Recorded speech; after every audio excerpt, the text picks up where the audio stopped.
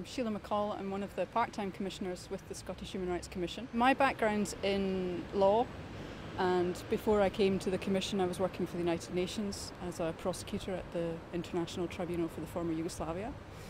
But the creation of the Commission in Scotland was a really exciting opportunity for me to come back and get involved in setting up an important institution like that. The Scottish Commission is one of over 80 national human rights institutions around the world.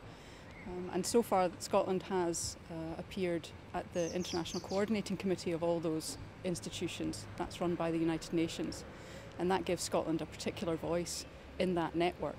Recently in the conflict in Gaza, for instance, the Scottish Human Rights Commission issued a statement in support of the National Human Rights Institution in the occupied Palestinian territories.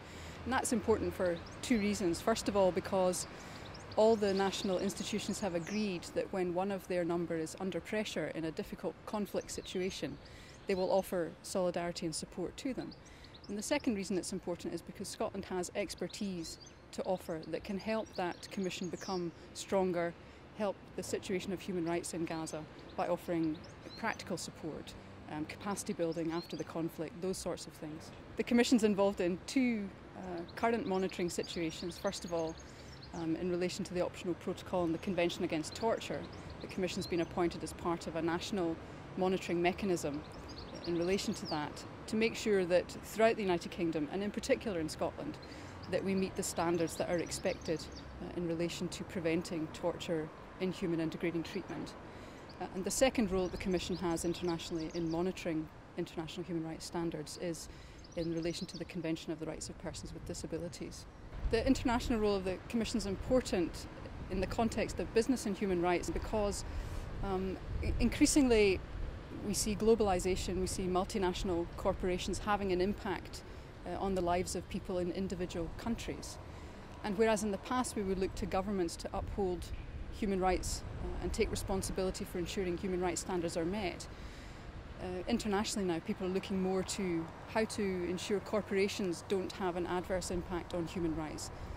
The way the Scottish Commission can help with that is to develop human rights impact assessments so that businesses have a tool that they can use when they go into different communities, both at home and abroad, to see what impact they're going to have on the local community and on the environment, and make sure they minimise that and that they meet human rights standards. Involvement in climate change and human rights is important because what we don't see in Scotland is the effect on vulnerable communities abroad who perhaps don't have industrial societies, don't create so many emissions, but are directly affected by the climate impact, so flooding, fires, etc.